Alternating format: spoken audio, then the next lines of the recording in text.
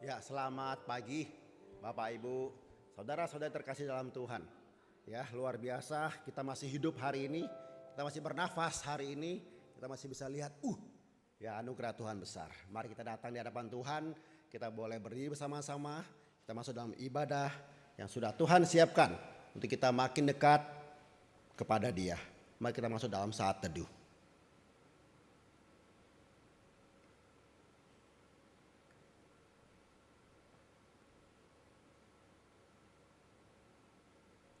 Bersama-sama kita baca Mazmur 145 ayat 1 sampai 3, kita baca bersama-sama.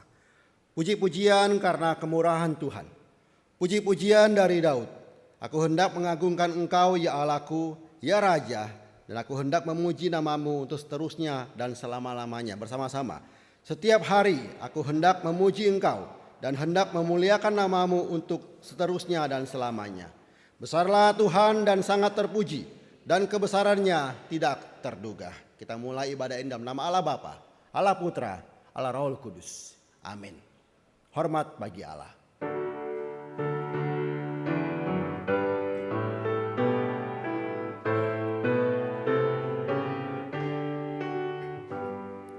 Hormat bagi Allah Bapa, hormat bagi anaknya, hormat bagi Roh Kudus, ketiganya yang esa.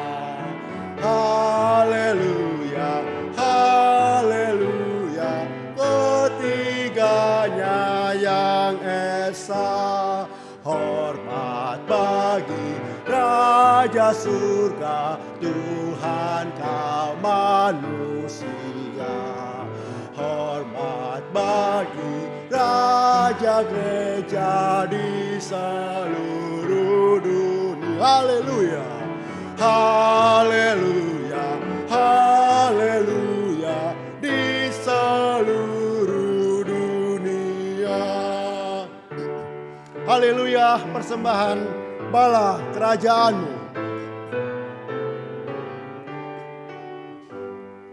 Haleluya, persembahan bala kerajaanmu. Diletakkan siang malam di hadapan haleluya, haleluya, haleluya, di hadapan tatanya. Kita berdoa. Sungguh terpujilah Engkau Allah di tempat maha tinggi. Kembali ketika kami boleh hidup satu hari lagi di hari Minggu ini Bapa. Kami berterima kasih untuk setiap udara segar, termasuk setiap keluarga, termasuk setiap kendaraan yang boleh membawa kami sampai di tempat ini. Terima kasih untuk tangga yang kami naiki sampai kami boleh duduk berdiri di lantai 3 ini. Termasuk lift, termasuk untuk setiap fasilitas yang Tuhan berikan. Untuk AC, udara dingin yang kami nikmati pada hari ini. Terima kasih ya Bapa, ketika kami boleh datang kembali di hadapan mimbar Tuhan. Melihat bagaimana kami boleh belajar, mencintai Tuhan, memuji Tuhan, memuliakan nama Tuhan. Sungguh Bapa, tolonglah kami untuk kami boleh berkenan hadir di hadapan Tuhan. Biarlah ibadah pada hari ini Tuhan Engkau berkati dari awal sampai akhirnya. Ibadah di tempat ini, ibadah di gereja lain, dan ibadah untuk sekolah minggu di bawah. Terpujilah Engkau Allah, kami berdoa untuk sound system, berdoa untuk Zoom ataupun YouTube yang dipakai untuk ibadah online. Biarlah Bapak boleh menyertai kami untuk koneksi internet, sungguh Tuhan yang boleh menolong kami. Berdoa untuk jemaat dalam perjalanan, sungguh mereka Kau hantarkan mereka dengan selamat beribadah bersama-sama dengan kami. Terpujilah Engkau Allah, kami sangat sepenuhnya awal sampai akhir ibadah di dalam nama Tuhan Yesus Allah penebus kami. Amin. Kita berdiri tetap, kita baca pengakuan iman rasuli dengan tegas, dengan perlahan di hadapan Tuhan 1, 2, dan 3. Aku percaya kepada Allah, Bapa yang Maha Kuasa, Khalik langit dan bumi, dan kepada Yesus Kristus, Anak yang tunggal Tuhan kita, yang dikandung dari Roh Kudus, lahir dari anak darah Maria, yang menderita sengsara di bawah pemerintahan Pontius Pilatus, disalibkan, mati dan dikuburkan, turun dalam kerajaan maut. Pada hari ketiga bangkit pula dari antara orang mati, naik ke sorga, duduk di sebelah kanan Allah, Bapa yang Maha Kuasa. Dan dari sana ia akan datang untuk menghakimi orang yang hidup dan yang mati. Aku percaya pada Roh Kudus, Gereja yang kudus dan am, persekutuan orang kudus, pengampunan dosa, kebangkitan daging dan hidup yang kekal. Amin. Hormat diberi.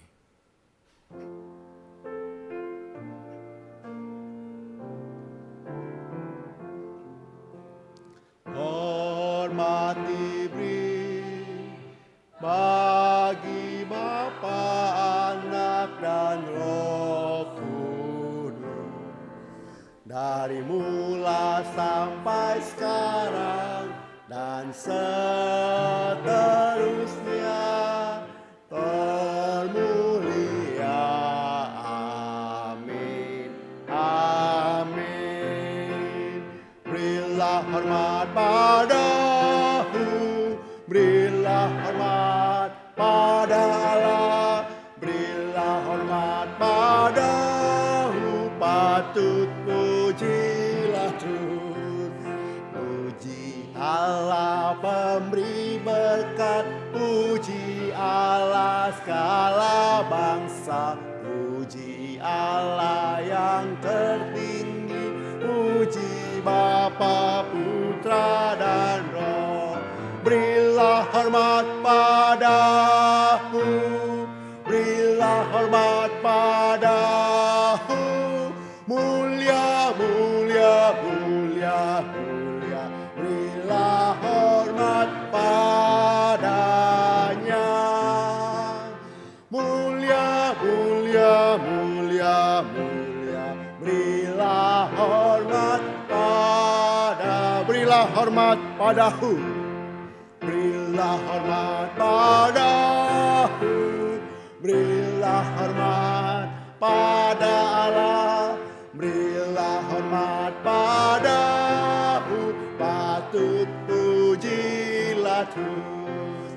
Puji Allah pemberi berkat, puji Allah segala bangsa, puji Allah yang tertinggi, puji Bapa, Putra dan Roh.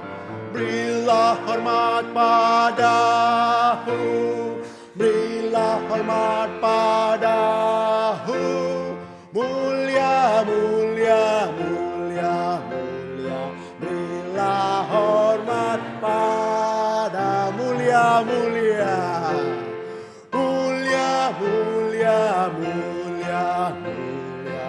Berilah hormat padanya. Ayat Alkitab membawa kita kepada doa pengakuan dosa hari ini diambil dari Roma 6 ayat 12. Demikian bunyinya, sebab itu hendaklah dosa jangan berkuasa lagi di dalam tubuhmu yang fana, supaya kamu jangan lagi menuruti keinginannya. Bersama kita berdoa. Bapa dalam surga, Bapa yang baik, Bapa yang kudus, Bapa yang boleh beranugerah kepada diri kami. Tapi ketika hari-hari kami, hari-hari yang hina, hari-hari yang menjauhi Tuhan, hari-hari yang bergantung pada manusia, tidak bergantung pada Tuhan, hari-hari kami yang sok pinter, sungguh Tuhan ampuni kami. Ampuni kami ketika kami hidup untuk ego kami, ampuni kami hidup untuk kedagingan kami lupa akan panggilan Tuhan, kami lupa akan sesama kami yang membutuhkan bantuan, kami lupa terhadap pelayanan gereja, kami lupa terhadap pekerjaan Tuhan, pekerjaan misi. Ampuni kami Tuhan. Ketika kami sering bicara sama orang lain, kami jarang berdoa kepada Tuhan, ampuni kami. Ketika kami sering melihat sosial media, kami jarang membawa Alkitab dari Tuhan.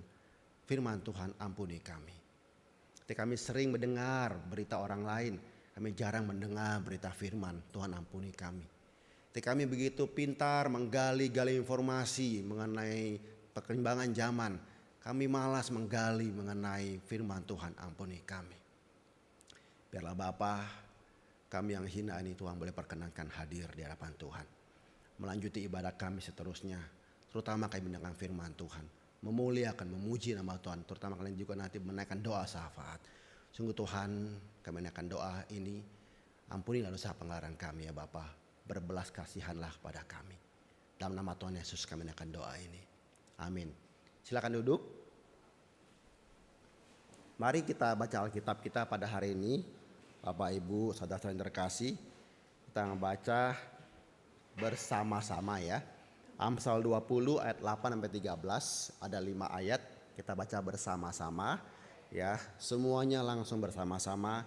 Mari 1, 2, dan 3. Raja yang bersemayam di atas kursi pengadilan dapat mengetahui segala yang jahat dengan matanya.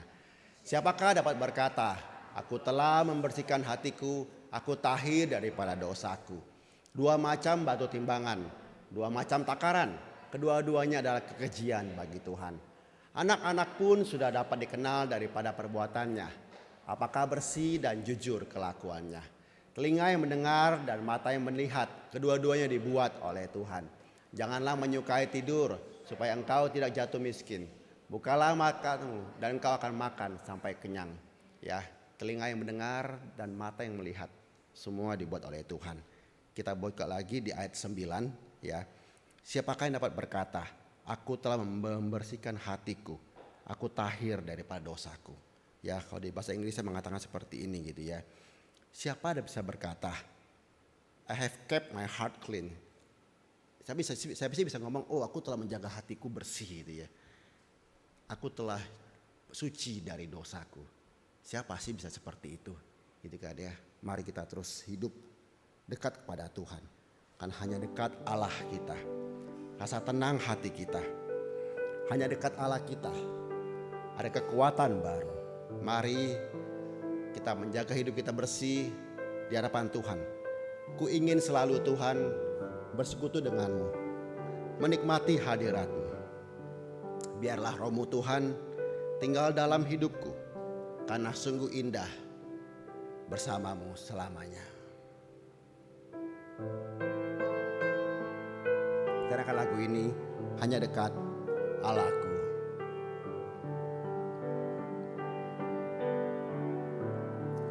Hanya dekat Allahku,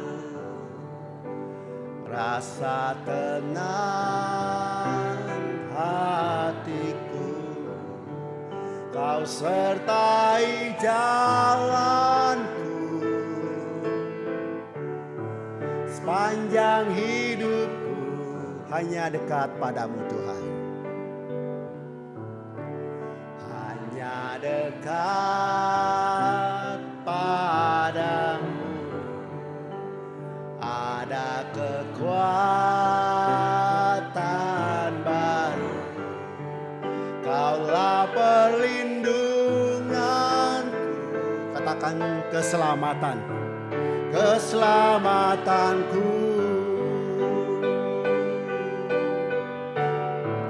Ku ingin selalu bersekutu denganmu, menikmati hadiratmu. Biarkan rohmu diam dalam hidupku, sungguh indah bersamamu selamanya. Hanya dekat Allahku, hanya dekat Allahku, rasa tenang hatiku. Kau sertai jalanku,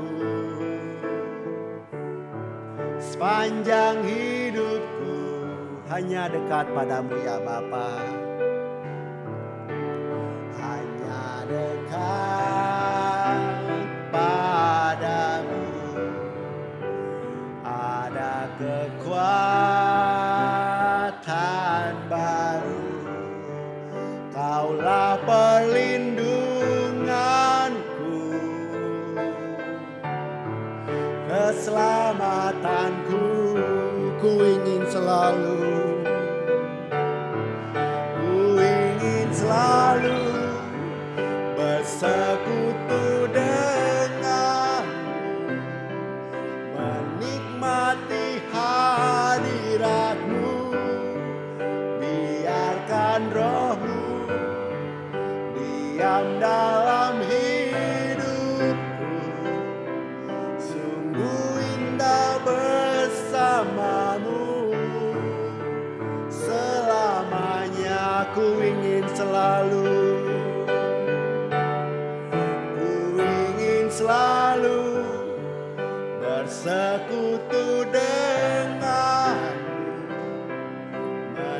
menikmati hadirat-Mu.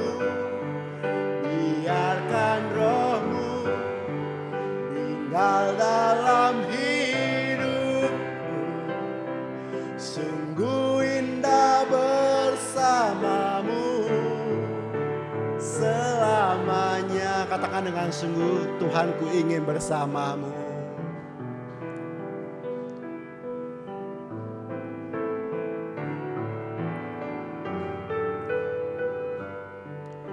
Bersekutu denganmu, menikmati hadirat-Mu. Biarkan Roh-Mu tinggal dalam hidupku. Sungguh indah bersama-Mu selama. Terakhir kalinya, mari kita katakan sekali lagi, ku ingin selalu, ku ingin selalu bersekutu denganmu, menikmati hadirat-Mu. Biarkan Roh-Mu tinggal dalam hidupku. Sungguh indah bersama-Mu selamanya.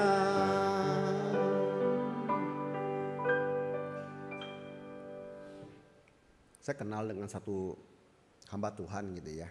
Hamba Tuhan ini tidak melayani satu gereja tetap, sama seperti kemarin pembicara kita Ronald Oroh gitu kan ya. Ya ada satu gitu ya. Cuma saya nggak tahu orang-orang ini udah punya istri, udah punya anak atau belum. Yang saya tahu satu hamba Tuhan yang sudah dia juga sama, tidak menetap satu gereja gitu kan ya. Tapi sudah punya istri, punya 2 anak gitu kan ya. Karena saya suka salut ya dengan hamba Tuhan ini ya, bagaimana bergantung dengan Tuhan, bagaimana hidup percaya kepada Tuhan. Tidak ada monthly income, tidak ada gaji tetap bulanan gitu kan ya. Tapi bisa terus berserah kepada Tuhan, jalan terus tahun demi tahun melayani Tuhan gitu ya. Ketika 1 bulan Desember penuh, beliau ini ke satu pulau gitu ya, pelayanan dengan istri dengan anaknya. Anaknya 2 sekolah, 1 sekolah, 1 yang lagi belum menjelang sekolah anak kedua ini. Ya, terus berserah gitu ya. Sampai sekarang tetap hidup, tetap bisa makan setiap hari. Ya, terus menjadi saluran berkah bagi orang lain. Hidup ini bagaimana dengan kita gitu ya. Gaji kita sekian, income kita sekian, mungkin kita sering khawatir dengan hidup kita masa depan ini gitu ya. Biar ada satu firman mengatakan, sebuah lagu mengatakan, ya Tuhan aku percaya. Apapun itu Bapa aku percaya. Karena ada firman Tuhan, ya dan amin. Yang mengatakan aku akan terus menyertai engkau. Marilah hidup berkenan kepadaku. Mari kita masuk dalam doa syafaat nanti ini. Hari ini kita akan berdoa untuk satu pokok doa yang saya kira kita semua jarang doakan. Iya, suatu perang di Ukraina dan Rusia. Itu yang sudah berjalan 1 tahun lebih, sudah berjalan 16 bulan gitu kan ya.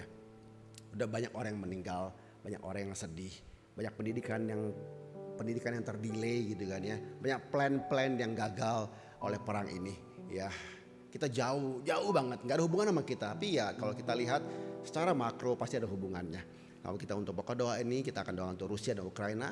Kita mau berdiri bersama-sama dengan sebuah lagu, ya Tuhan aku percaya. Lewati lembah air mata aku percaya. Firman-Mu ya Tuhan, ya dan amin aku percaya. Penangan sudah kau jamin ya Tuhan, aku percaya. Mari kita berdiri bersama-sama, tanyakan lagu ini sebelum kita masuk dalam doa syafaat untuk perang Rusia dan Ukraina.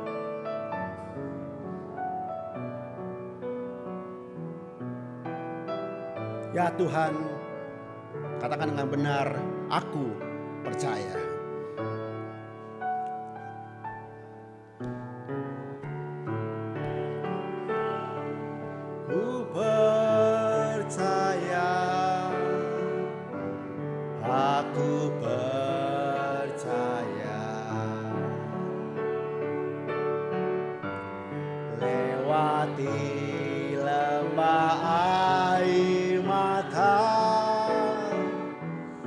Aku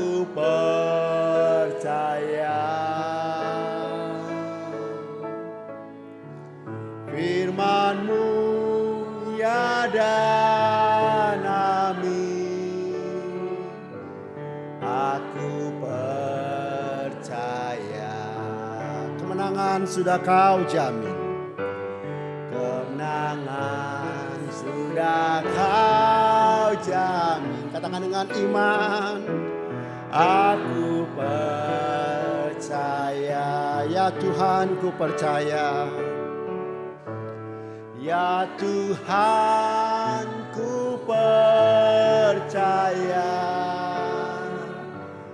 Aku percaya.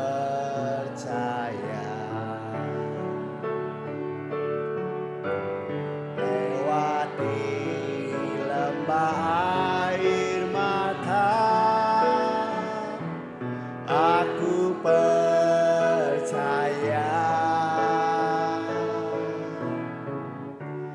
Firman-Mu ya dan amin. Katakan dengan sungguh, aku percaya.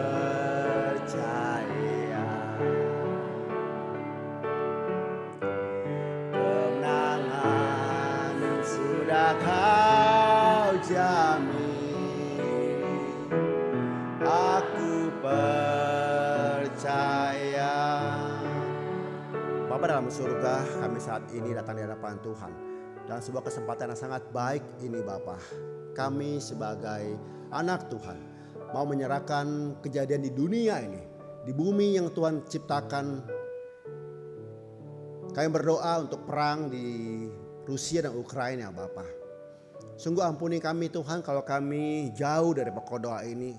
Kami jauh dari peduli terhadap kejadian yang terjadi di belahan bumi sebelah sana.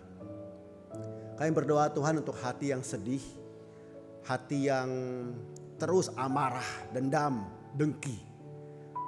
Untuk setiap duka yang terjadi di sana Bapa. Kami rindu berdoa untuk sebuah kata damai, peace yang boleh Tuhan berikan bagi mereka. Biarlah Tuhan kau memberkati kedua negara ini Bapa, mencari solusi yang terbaik bagi warga negara mereka masing-masing. Kami berdoa untuk banyak oknum-oknum negara lain yang mengambil kepentingan dari konflik ini. Kau boleh mengampuni setiap negara-negara tersebut Tuhan. Dan biarlah Engkau berbelas kasihan kepada mereka semua, terhadap kami semua.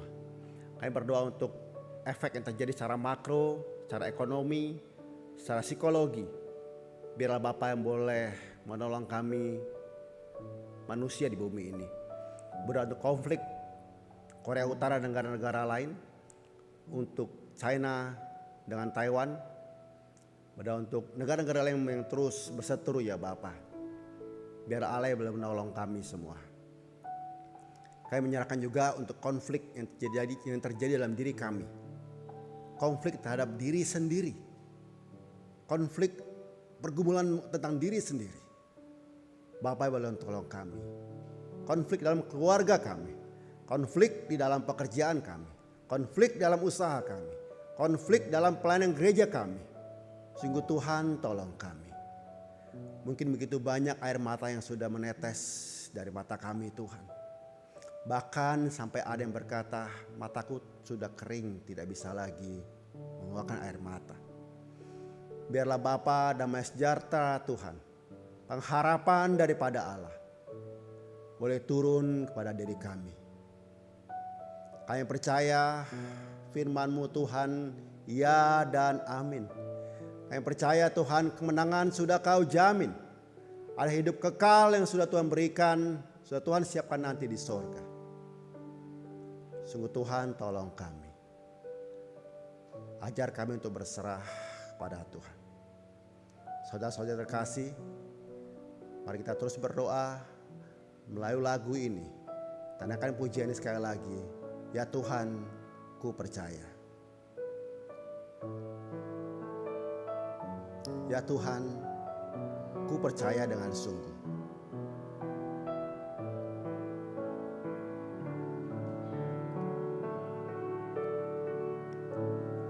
Ya Tuhan, ku percaya. Aku percaya. Katakan dengan sungguh. lembah air mata,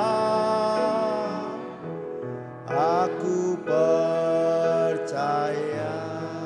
Tuhan dengar doa kami, firman-Mu ya dan amin. Aku percaya. Kemenangan sudah Kau jamin. Aku terakhir kalinya ya Tuhan, aku percaya. Ya Tuhan, ku percaya. Dengan imanmu katakan, aku percaya. Lewati lembah air mata, aku percaya. Amin.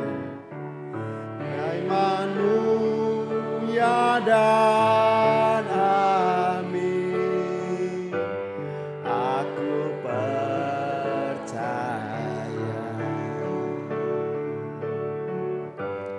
Kenangan sudah Kau jamin. Aku percaya. Mari kita menaikkan doa Bapa kami bersama-sama. Bapa kami yang di sorga, dikuduskan nama-Mu, datanglah kerajaan-Mu, jadilah kehendak-Mu di bumi seperti dalam sorga. Berikanlah kami pada hari ini mana kami yang secukupnya, dan ampunilah kami akan kesalahan kami, seperti juga kami yang mengampuni orang yang bersalah kepada kami. Janganlah membawa ke dalam pencobaan, tapi lepaskanlah dari yang jahat, karena Engkaulah yang punya kerajaan, kuasa dan kemuliaan sampai selama-lamanya. Amin. Kita tetap berdiri, kita mau nyanyikan satu pujian dalam firman Tuhan, aku datang dan ku bersujud. Kiranya firman Tuhan hari ini boleh berkuasa mengubah sikap hati kita semua. Firman Tuhan hari ini boleh tegakkan kita di saat kita terjatuh. Kita datang dengan keinginan Tuhan, tolong aku.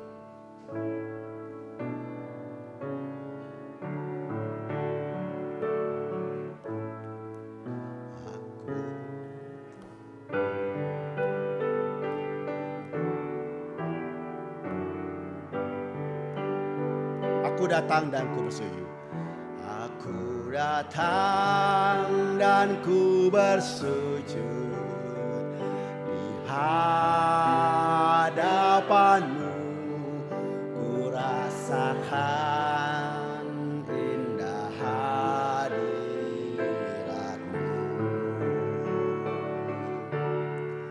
Telah ku buka mata hatiku,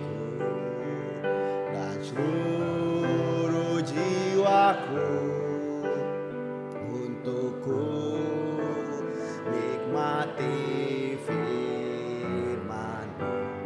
Firman-Mu yang kuasa, firman-Mu yang kuasa untuk merubah sikap hati.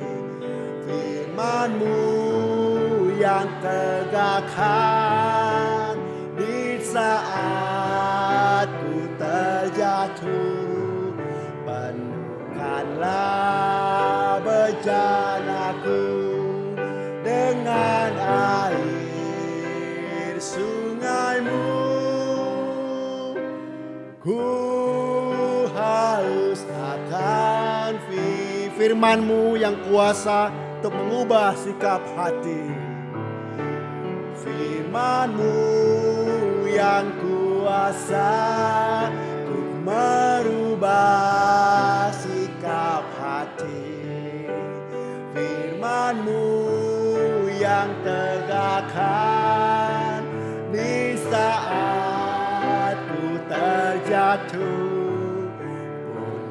Penuhkanlah bejanaku dengan air sungai-Mu. Haus akan firman-Mu yang kuasa. Sekali lagi. Firman-Mu yang kuasa untuk merubah sikap hati. Amin. Firman-Mu yang tegakkan di saat ku terjatuh.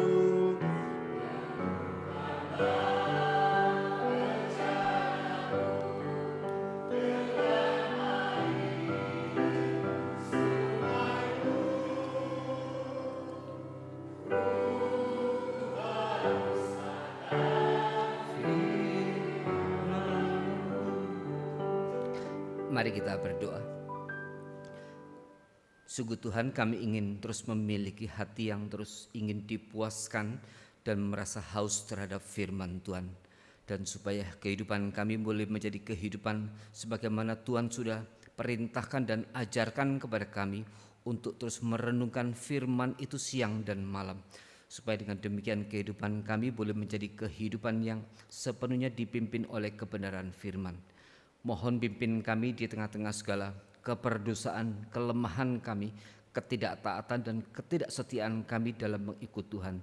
Kiranya setiap bagian firman yang sudah kami dengar, entah melalui pujian, melalui firman yang kami baca, dan melalui firman yang sudah kami dengar dan sebentar akan kami dengar, semuanya itu boleh memperlengkapi kami, boleh menguatkan kami untuk lebih setia, lebih taat kepada Tuhan. Supaya kehidupan kami sebagai anak-anak Tuhan boleh memancarkan sinar kemuliaan Tuhan. Ampuni kami, layakkan kami, hapuskan dosa kami, supaya kami boleh datang ke hadapan Tuhan dengan segala penuh sukacita, dan Tuhan boleh menerima kami di dalam segala kekudusan yang Tuhan berikan kepada kami. Berbicara kepada kami, ajarkan kami kebenaran-kebenaran firman Tuhan, dan Roh Kudus memperkuat kami supaya firman yang sudah kami dengar itu boleh menjadi firman yang hidup di dalam kehidupan kami sehari-hari. Terima kasih Bapa, demi kemuliaan nama Tuhan saja, Allah Bapa, Allah Putra, Allah Roh Kudus, dari dahulu, hari ini sampai selama-lamanya. Di dalam nama Tuhan Yesus Kristus kami sudah mengucap syukur dan berdoa. Amin. Silakan duduk saudara. Hari ini saya akan membahas kitab Rut. Minggu lalu penginjil Ronald Oros sudah membagikan berkat yang luar biasa bagi kita membahas kitab ini. Tapi kita melihat bahwa firman Tuhan itu sungguh limpah dengan kekayaan. Ya, sebagaimana bunga yang saudara lihat di depan mimbar ini, ada mawar, ada melati, ada hijau daun ya. Dan saudara bisa melihat segala aneka corak warna kelimpahan itu. Seperti itulah firman Tuhan. Satu bagian bisa dilihat dari berbagai sisi, dan semua bagian itu tetap boleh memancarkan sinar kemuliaan Tuhan. Jadi harap melalui firman pada pagi hari ini, saudara boleh menerima kelimpahan lebih. Saudara boleh menerima segala kemuliaan firman itu lebih lagi, sebagaimana minggu lalu kita sudah dengarkan. Mari saudara, kita buka bersama-sama dari Rut pasal 1. Kita hanya konsentrasi pada pasal 1 saja. Saya akan membahas ini dari ayat per ayat ya, dari ayat ke ayat. Rut pasal 1 ayat 1. Di dalam Alkitab edisi baru, saya pakai yang sudah direvisi ya. Itu di judul perikopnya adalah Rut dan Naomi. Saudara perhatikan, Rut ditulis pertama kali. Jadi ini ada satu pesan dari penulisnya. Diperkirakan ini penulisnya adalah Samuel, dan kitab ini kemungkinan ditulis adalah kurang lebih di masa Daud sampai dengan Salomo ya. Kurang lebih di masa Daud atau sampai Salomo, kurang lebih 200 tahun setelah peristiwa ini terjadi. 250 sampai 200 tahun setelah peristiwa ini terjadi. Judulnya adalah Rut dan Naomi. Jadi penulis meminta kita lebih memperhatikan Rut ya, karena Rut ditulis pertama kali, sehingga kitabnya pun diberi nama kitab Rut. Ayat 1. Pada zaman para hakim memerintah, terjadi kelaparan di tanah Israel ya. Jadi zaman para hakim. Nah, saudara, zaman para hakim itu adalah zaman pasca Yosua. setelah Yosua mati kurang lebih tahun 1300 sekian ya. Jadi masa para hakim-hakim itu kurang lebih dari 1350 sebelum Masehi sampai dengan 1100 sebelum Masehi. Sampai dengan kemudian setelah hakim-hakim kemudian Israel meminta raja dan Tuhan memberikan Saul. Jadi ini adalah masa di antara kematian Yosua dan Saul. Jadi antara 1350 sebelum Masehi sampai dengan 1100 sebelum Masehi. Sepanjang 250 tahun itu Tuhan membangkitkan kurang lebih ada 15 hakim-hakim. Nah, di masa hakim-hakim ini dikatakan tidak ada raja ya, dan kemudian orang Israel hidup suka-suka. Mereka melakukan apa yang benar di dalam pandangannya sendiri. Nah, istilah ini ditulis berkali-kali di dalam kitab Hakim-Hakim. Orang Israel melakukan apa yang benar dalam pandangannya sendiri. Kalau bahasa sehari-hari suka-suka. Jadi mereka melakukan hidup suka-suka. 250 tahun itu masa di mana mereka hidup di dalam keberdosaan. Nah, saudara, ini adalah salah satu kesalahan daripada Yosua. Waktu Yosua diperintahkan memasuki tanah Kanaan, Musa meninggal di seberang sungai Yordan dan Yosua memimpin Israel menyeberangi sungai Yordan dan mereka masuk ke tanah Kanaan. Sebelum mereka masuk tanah Kanaan, di dalam kitab Ulangan Musa mengulangi sekali lagi sejarah daripada mereka waktu keluar dari Mesir. Sejarah 40 tahun ke belakang. Musa bercerita tentang bagaimana Tuhan memimpin mereka keluar dari Mesir. Musa bercerita kepada generasi yang baru itu bagaimana Tuhan selama 40 tahun berkarya dan kemudian perintah yang Tuhan berikan. Dan salah satu perintah yang diberikan kepada orang Israel waktu mereka masuk ke tanah Kanaan itu, mereka bertemu dengan 7 bangsa. Dan 7 bangsa ini adalah 7 bangsa semuanya penyembah berhala. Kehidupannya begitu jahat sehingga Tuhan memberikan waktu kepada mereka kurang lebih 430 tahun semenjak Abraham kepada 7 bangsa ini untuk bertobat. Di dalam Kejadian 12 Allah berfirman kepada Abraham, nanti keturunanmu akan dijajah oleh bangsa asing. Tetapi nanti keturunan keempat aku akan membawa mereka keluar masuk ke tanah perjanjian itu. Yaitu kemana? Tanah Kanaan. Saat apa? Saat itu sampai dikatakan sampai kejahatan orang Amori sudah genap. Jadi di zaman Abraham 7 bangsa di tanah Kanaan ini sudah hidup di dalam dosa yang luar biasa. Penyembahan berhala dan berbagai dosa-dosa yang besar. Maka pada waktu Yosua masuk ke dalam tanah Kanaan, Allah sudah memerintahkan. Perintahnya jelas sekali. Apa? Bunuh semuanya. Bunuh semuanya. Tidak boleh ada yang hidup, ya. Kemudian usir mereka jauh-jauh, kalaupun tidak dibunuh tapi mereka harus diusir jauh-jauh keluar dari tanah Kanaan itu. Robohkan semua berhala-berhala mereka, robohkan semua kuil-kuil mereka, dan kemudian apa? Tidak boleh hidup berdekatan dengan mereka. Dilarang juga memberikan apa? Anak mereka menikah dengan bangsa-bangsa di Kanaan. Ada 7 bangsa di Kanaan. Itu perintah yang sangat jelas. Dan Musa mengulanginya kembali. Tetapi sayangnya Yosua tidak memimpin Israel melakukan perintah Allah. Dan mereka waktu masuk ke tanah Kanaan itu 7 bangsa itu tidak sepenuhnya dimusnahkan oleh Yosua dan orang-orang Israel. Malah sebagian akhirnya hidup berdampingan dengan mereka. Kalau mereka hidup di puncak bukit, maka orang-orang 7 bangsa dari Kanaan ini tetap dibiarkan hidup di lembah-lembah. Nah, itu yang terjadi. Maka kemudian orang Israel hidup di dalam dosa yang besar, maka Allah menghukum orang Israel dengan cara apa? Memakai bangsa-bangsa asing untuk menjajah, untuk menguasai Israel. Maka di masa ini bangkitlah kemudian 15 hakim-hakim. Nah, saudara, yang menarik di dalam kitab Hakim-Hakim kurang lebih dicatat ada 7 siklus, 7 catatan bagaimana orang Israel berdosa, ya, berdosa kepada Tuhan begitu besar. Kemudian yang kedua, Tuhan menghukum mereka, membangkitkan bangsa asing untuk apa? Untuk menindas mereka, menguasai mereka. Setelah itu mereka hidup dalam kesulitan yang begitu besar karena hasil panen dirampas, semuanya dirampas, mereka ditindas, mereka teriak kepada Tuhan, berdoa kepada Tuhan, dan Tuhan kemudian mendengar teriakan mereka. Dengan cara apa? Tuhan membangkitkan seorang hakim. Maka hakim itu kemudian memimpin Israel untuk mengalahkan bangsa asing. Akhirnya bangsa asing dikalahkan, dan untuk sekian tahun selama hakim itu hidup, mereka hidup di dalam ketaatan. Tapi setelah hakim itu mati, mereka kembali lagi hidup di dalam dosa. Nah, siklus ini di dalam kitab Hakim terjadi 7 kali. Terjadi 7 kali. Jadi mereka berdosa, Tuhan hukum ya melalui bangsa asing. Mereka teriak-teriak minta tolong sama Tuhan. Tuhan bangkitkan seorang hakim-hakim. Dan hakim-hakim ini memimpin Israel mengalahkan bangsa asing. Mereka hidup di dalam ketaatan, tetapi hanya seumur hakim-hakim itu.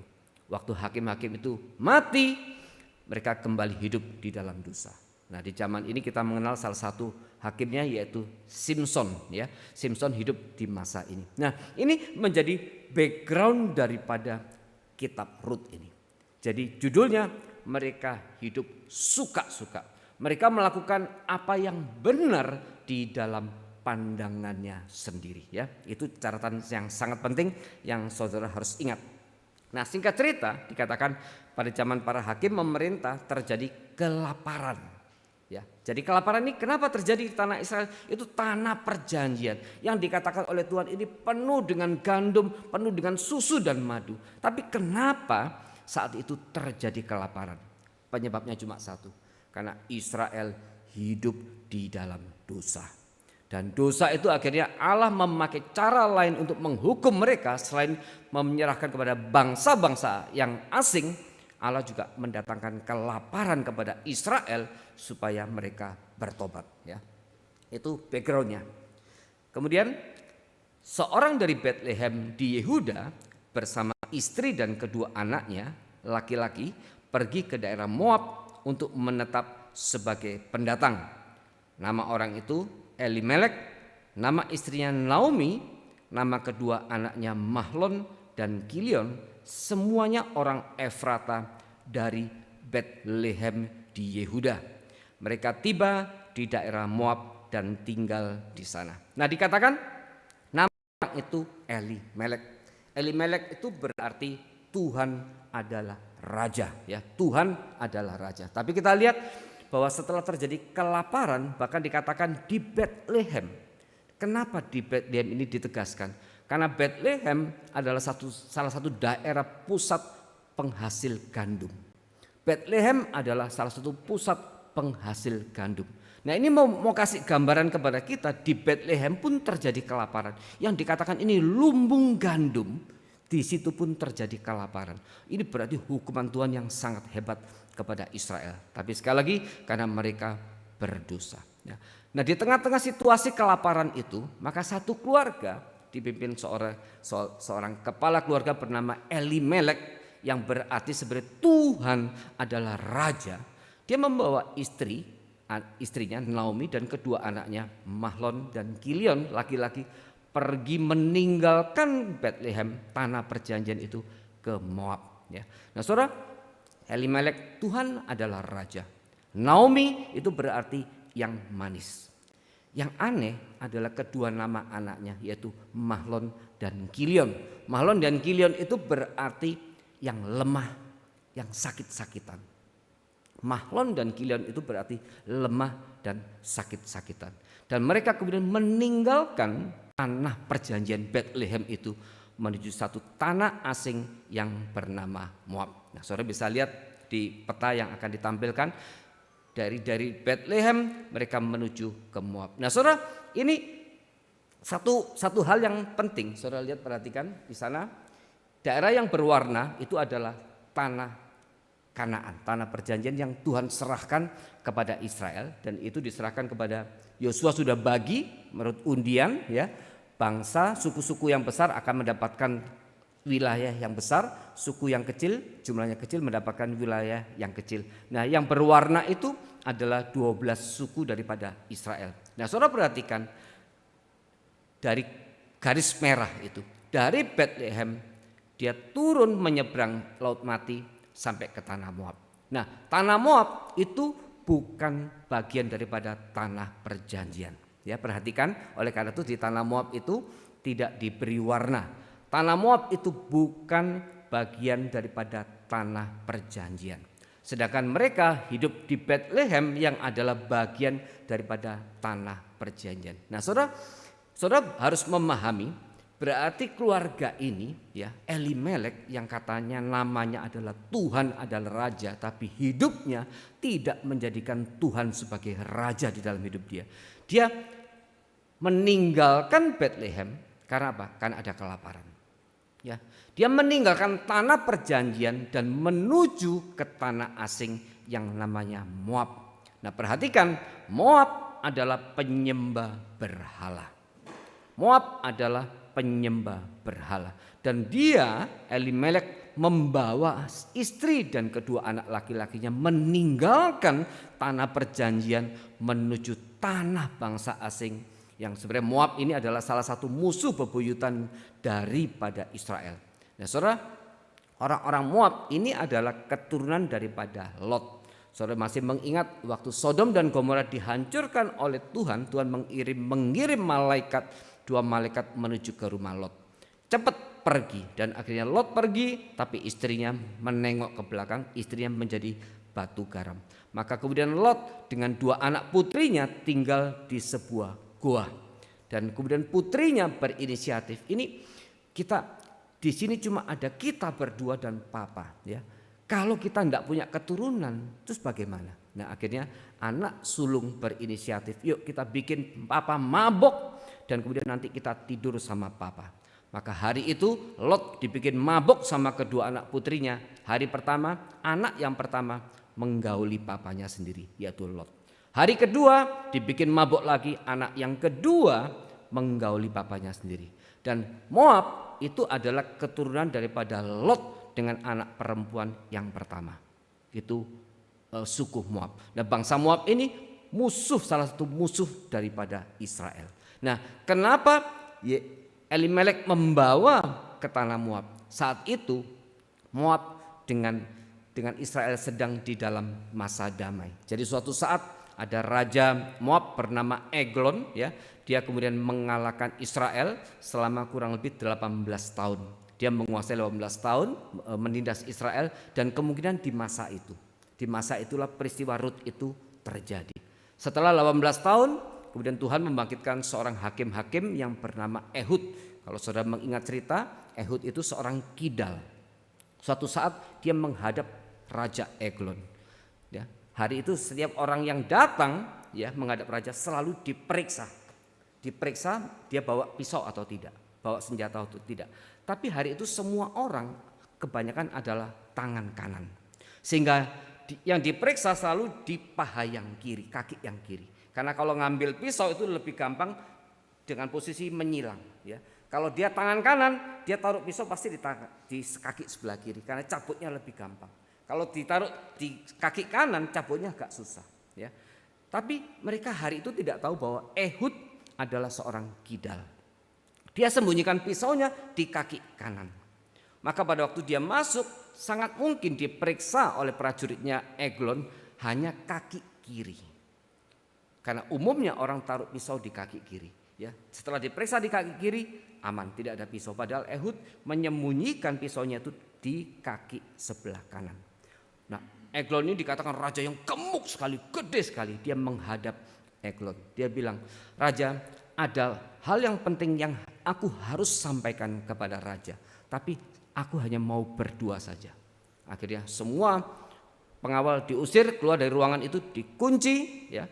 Dan kemudian Ehud pura-pura sembah. Waktu dia nyembah, dia cabut pisaunya, dia kidal dan dia tancap, dia bunuh Raja Eglon. Dan pintu itu kemudian dikunci dan Ehud kemudian lari. Nah, 18 tahun ditindas, kurang lebih Rut itu terjadi di masa itu. Ya, oleh karena itu mereka merasa aman pergi ke Moab dan mereka tidak diganggu karena hari itu Israel dan Moab sedang hidup di dalam masa damai. Karena apa? Karena hari itu Moab sedang menindas menjajah Israel. Nah, kemudian dikatakan keluarga ini Elimelek ini pindah ke tanah Moab. Nah, saudara perhatikan, dari tanah perjanjian meninggalkan tanah perjanjian, hidup di tanah asing yang penyembah berhala. Nah, ini ada satu kesalahan yang dilakukan oleh Elimelek. Dia meninggalkan tanah perjanjian dan hidup di tanah asing. Nah, kita lihat nanti dari ayat 1 sampai dengan ayat 6 itu ceritanya adalah dari satu kesalahan muncul kesalahan lain, muncul kesalahan lain, muncul kesalahan lain. Ini sifat daripada dosa. Satu dosa dilakukan akan men-trigger dosa yang lain. Dosa yang lain akan men-trigger dosa yang lain, dosa yang lain, dosa yang lain. Itu yang terjadi di dalam kisah ini. Dan saudara bayangkan, Elimelek meninggalkan tanah perjanjian. Dan dia pergi ke tanah asing. Istilah tanah asing, istilah sebagai orang asing di Moab itu mengingat yaitu waktu Israel hidup sebagai orang asing di Mesir. Kita hidup sebagai orang asing di sebuah daerah, berarti apa? Kita kehilangan hak. Karena mungkin hari itu kita sudah tidak memiliki hak yang sama dengan warga yang asli daripada daerah tersebut. Jadi Elimelek kehilangan semua haknya. Kemudian yang bahaya apa kemudian? Dia hidup di tengah bangsa penyembah berhala. Bangsa yang penuh dengan kejahatan. Dia punya 2 anak laki-laki. Ya, ini semuanya pelanggaran. Dia meninggalkan tanah perjanjian, berarti Elimelek meragukan pemeliharaan Tuhan. Dia hanya melihat satu, ini ada kelaparan yang begitu hebat. Ini seperti Tuhan sudah meninggalkan mereka. Dan oleh karena alasan itu maka kemudian dia meninggalkan tanah perjanjian. Ya, nanti kita akan bahas. Kita baca selanjutnya ayat ketiga. Ya, mereka tiba di daerah Moab dan tinggal di sana. Ketiga, kemudian Elimelek suami Naomi mati, meninggalkan Naomi dengan kedua anaknya. Di sini hukuman Tuhan mulai berlaku, ya, mulai berjalan terhadap keluarga ini, ya. Elimelek mati, ya. Tapi kemudian setelah Elimelek mati, Naomi masih tidak menyadari kesalahannya. Dia masih tidak menyadari kesalahannya. Ini kita tidak tahu berapa jarak antara kematian Elimelek dengan ayat yang keempat. Apa yang terjadi di ayat keempat? Setelah papanya meninggal Elimelek, ya, kemudian dikatakan, kemudian Elimelek suami Naomi mati, meninggalkan Naomi dengan kedua anaknya, yaitu Mahlon dan Kilion. Keduanya, ya, Mahlon dan Kilion memperistri perempuan Moab. Yang pertama bernama Orpa, yang kedua bernama Rut. Mereka menetap di sana kira-kira 10 tahun. Naomi masih gak sadar bahwa kematian Elimelek salah satu bagian hukuman daripada Tuhan karena mereka meninggalkan tanah perjanjian dan mereka tinggal di tanah Moab. Waktu mereka tinggal di tanah Moab, mereka berarti harus bersiap-siap untuk apa?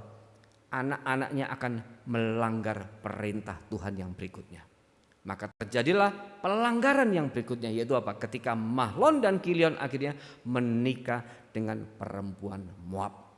Sedangkan Tuhan sudah jelas sekali memberikan perintah kepada Musa dan kepada Yosua, jangan kau berikan anak-anakmu menikah dengan bangsa-bangsa di sana. Ini pelanggaran berikutnya, ya. Nah, Naomi masih tidak peka bahwa kematian Elimelek suaminya itu bagian daripada hukuman Tuhan. Karena apa? Karena dia masih tinggal 10 tahun lagi tinggal di sana. Dan di masa 10 tahun itu kemudian Mahlon dan Kilion menikah dengan 2 perempuan Moab. Pelanggaran perintah Tuhan kembali. Ya, singkat cerita, setelah menikah, apa yang terjadi? Ayat 5, setelah 10 tahun lalu Mahlon dan Kilion dua-duanya mati. Perempuan itu kehilangan kedua anaknya dan suaminya. Saudara, betapa berbahayanya orang yang tidak memiliki kepekaan terhadap maksud dan rencana Tuhan di dalam hidupnya. Naomi tidak menyadari bahwa kematian waktu dia pergi meninggalkan Betlehem Yehuda ke Moab itu sebuah kesalahan. Dan Tuhan hukum kematian suaminya. Dia masih tidak sadar sampai akhirnya kedua anaknya harus diambil. Saudara, hati-hati, banyak orang mengalami seperti ini. Tuhan dalam terkutip terpaksa memberikan hukuman yang begitu keras, baru dia sadar dosa dan kesalahannya.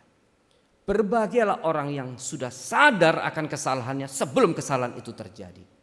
Berbahagialah orang yang sudah sadar akan dosa dan kesalahannya dan kemudian bertobat waktu kesalahan itu terjadi pertama kali. Di sini kita lihat Naomi tidak menyadari sehingga akhirnya Tuhan harus ambil semuanya. baru Naomi sadar kesalahannya, ya. Kemudian setelah kedua anak lakinya meninggal, apa yang terjadi? Ayat 6. Kemudian ia, Naomi, berkemas bersama kedua menantunya dan pulang dari daerah Moab. Sebab di daerah Moab ia mendengar bahwa Tuhan telah memperhatikan umatnya dan memberi mereka makanan. Saudara perhatikan ayat 6 ini bukan pikiran penulis, ya. Ini adalah pikiran yang ada di dalam diri Naomi. Jadi penulis si Samuel menuliskan apa yang ada di dalam pikiran daripada Naomi, ya. Nah, salah satu ciri daripada kita Rut ini adalah di sini sedikit sekali ditulis nama Tuhan. Kedua, tidak ada satu bagian pun yang mencatat Tuhan berfirman, Tuhan berkata, Tuhan memerintahkan. Di sini Tuhan tuh ditaruh seakan-akan menjadi tangan yang berada di balik seluruh kisah itu. Ini menceritakan kisah sehari-hari dan tidak ada satupun ayat yang mengatakan Tuhan memerintahkan, Tuhan berkata, Tuhan berfirman, tidak ada sama sekali. Tidak ada. Ini sampai di ayat 6 ini nama Tuhan pun masih disebut, tapi ini berdasarkan pengertian dan pemahaman Naomi. Jadi di ayat 6 itu berkata gini, kemudian ia berkemas bersama kedua menantunya dan pulang dari daerah Moab, sebab di daerah Moab ia mendengar bahwa Tuhan telah memperhatikan umatnya dan memberi mereka makanan. Nah, saudara perhatikan, keluarga ini mementingkan urusan perut lebih daripada urusan yang lain. Tadi waktu Elimelek meninggalkan Betlehem, apa alasannya? Karena di Betlehem ada kelaparan. Dan dia pergi meninggalkan Betlehem, pergi ke tanah Moab. Sekarang Naomi meninggalkan tanah Moab dan kembali ke Betlehem. Kenapa? Karena dia mendengar, oh di Betlehem sekarang sudah nggak kelaparan lagi. Dan dia memutuskan untuk pindah. Ini tipikal keluarga Elimelek dan Naomi ini dua-dua yang terlalu mementingkan urusan perut. Semua tindakannya didorong dengan kebutuhan perut. Dalam hal ini adalah kelaparan. Saudara, Tuhan sudah memberikan kepada kita satu tubuh di mana penyusunan itu Tuhan sudah atur, ada satu maksud yang Tuhan ingin katakan kepada kita. Saudara perhatikan, akal budi, rasio itu taruh di paling atas, yaitu di kepala kita. Ya, ini akal budi. Kasihlah Tuhan dengan akal budimu, dengan perasaanmu, perasaan hati itu ditaruh di sini, di bawah rasio. Ya, tapi kemudian di bawah hati ada perut, ini urusan makan. Dan di bawah perut, di bawah urusan seks biologis. Nah, 4 ini ada satu struktur yang sudah Tuhan atur sedemikian. Saudara perhatikan, yang tertinggi di atas kepala adalah akal budi. Yang kedua adalah hati, perasaan. Yang ketiga perut, makanan. Ini mewakili materi. Dan yang paling bawah adalah urusan biologis atau urusan seks. Nah, ini sudah satu struktur tempat yang Tuhan tempatkan. Tuhan mau ajarkan kepada kita kenapa akal budi ditaruh di paling atas. Tuhan mau semua tindakan perasaan kita, kebutuhan makanan dan materi kita dan kebutuhan seks kita semuanya dikontrol, diatur oleh akal budi kita. Disinilah keputusan harus terjadi. Waktu kita mengambil keputusan dalam hidup kita mengabaikan akal budi kita, di situ kecelakaan, penderitaan akan terjadi. Misalnya urusan perasaan, orang jatuh cinta, ya. Kita tahu, kita sudah pernah mengalami semua, banyak mungkin ya. Waktu kita jatuh cinta, ini gak bekerja dengan baik. Dan kita banyak melakukan tindakan-tindakan yang melampaui. Kita kadang-kadang gak ngerti, ya dulu kok begini, ya dulu kok begini, ya dulu kok begini. Kita gak ngerti itu. Ya. Kita lakukan apapun demi orang yang kita cintai. Ya. Bahkan sebagian karena demi cinta, akhirnya berani melanggar firman Tuhan. Firman Tuhan katakan, hendaklah pasanganmu adalah pasangan yang seiman atau sepadan iman, seiman. Demi cinta kita langgar itu. Waktu itu ini nggak bekerja. Dan kita mengambil keputusan hanya berdasarkan ini saja.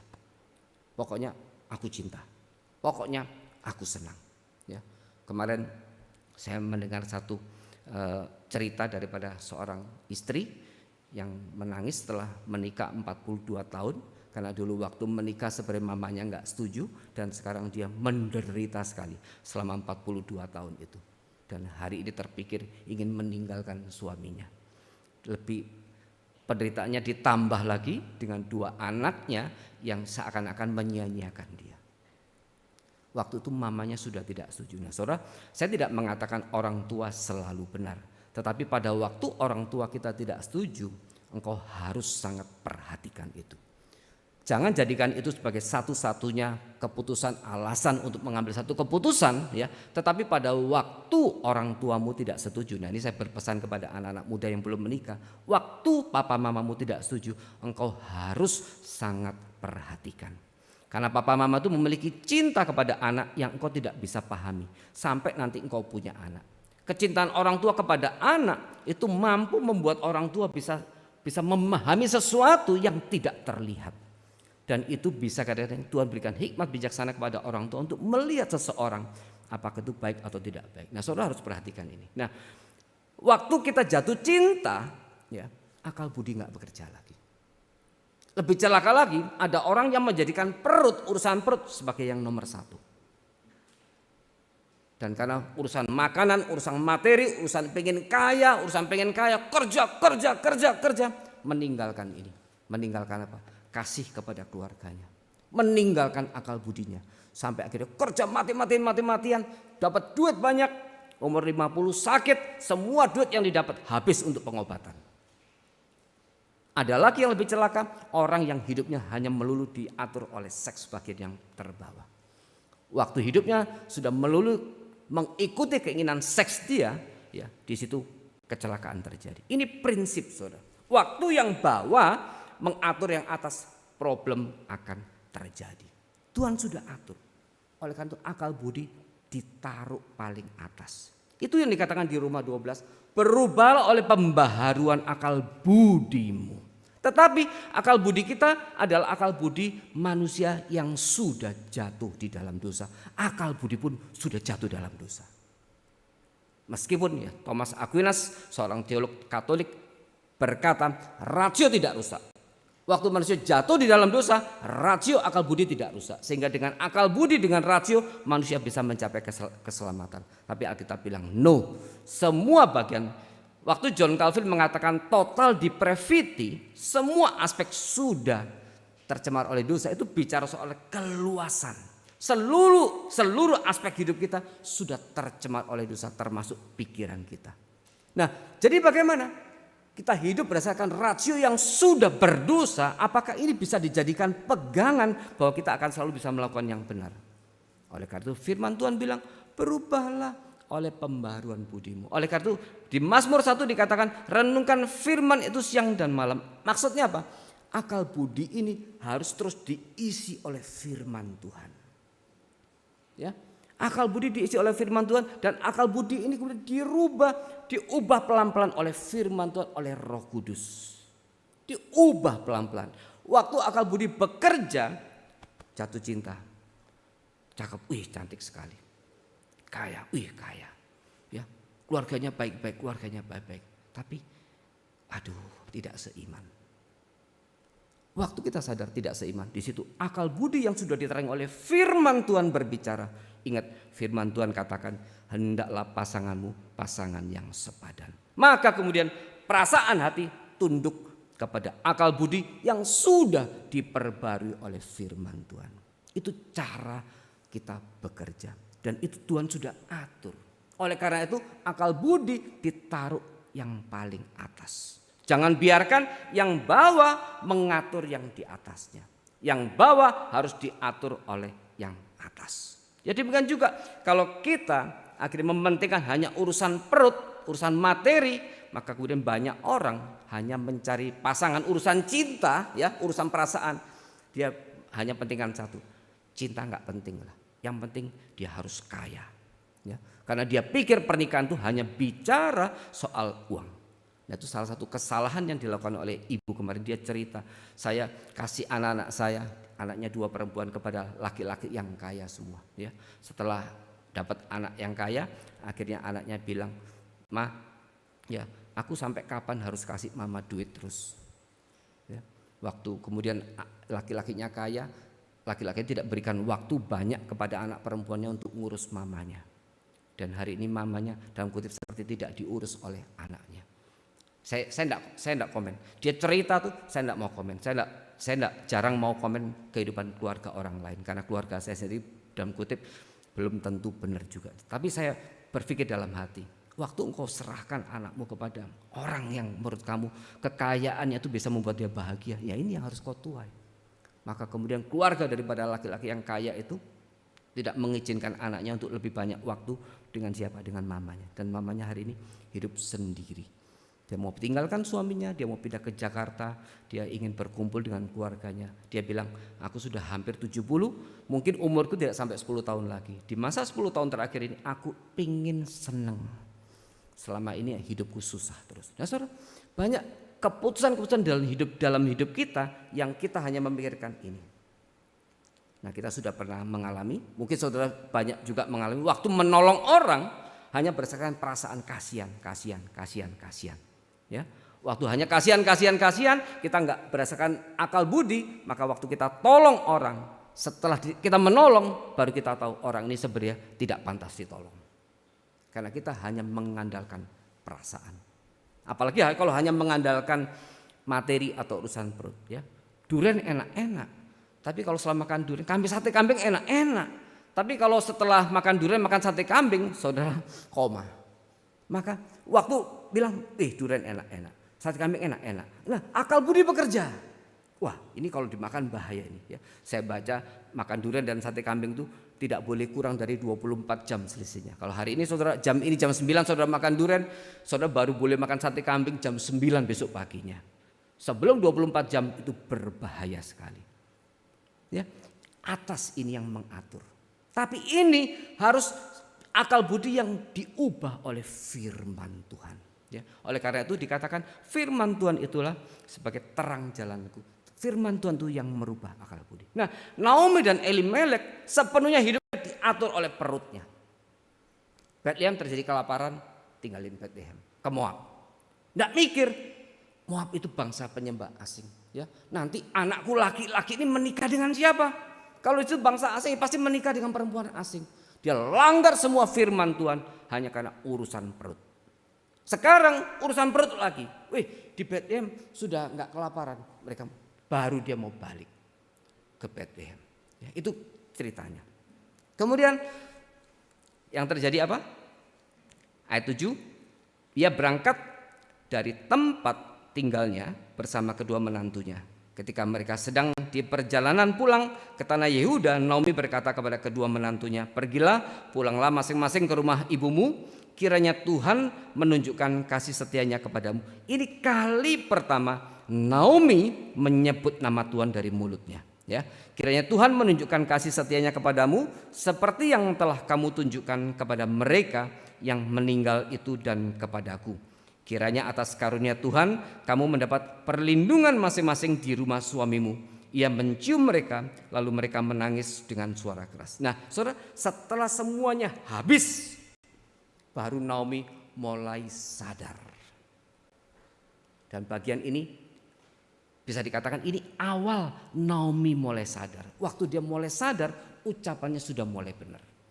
Dia mulai bisa mengucapkan Tuhan di dalam konteks yang benar. Dia berkata kalimat yang indah sekali kepada kedua menantunya. Tapi puji Tuhan, di tengah-tengah kesalahan dia berespon. Tuhan masih menganugerahkan kepada dia dua menantu yang luar biasa, yaitu Orpa dan Rut. Ya, mereka orang Moab semua. Singkat cerita, Naomi bilang, udah balik saja kalian ke Moab. Ya, jangan ikut aku, karena mereka kalau ikut Naomi kembali ke Israel, mereka adalah perempuan asing dan janda, mereka dipastikan sulit mendapatkan suami kembali. Karena orang Israel di sana kebanyakan tidak mau menikah dengan orang bangsa yang lain. Ya. Tetapi janda juga itu dikasih baju yang khusus. Jadi dengan bajunya orang langsung tahu ini janda. Ini janda. Jadi Naomi begitu mengasihi mereka, udahlah kamu balik saja. Ya, balik saja. Dan kedua menantu semula menolak. Ini kedua menantu yang baik sekali. Tapi ada perbedaan antara Orpa dengan Rut. Nanti kita lihat. Akhirnya mereka bilang, enggak, kami enggak mau meninggalkan kamu. Tapi Naomi ngotot, pergi saja. Kembalilah kepada bangsamu dan kembali kepada ilahmu. Ya, disebut juga ilahmu. Setelah berkata demikian, Orpa akhirnya memeluk, dia menangis memeluk Naomi dan dia kembali ke Moab. Ya, Orpa ini bagi saya ini menantu yang baik juga. Tetapi Rut tidak mau. Rut bilang, apa dikatakan? Ya, kita lihat di ayat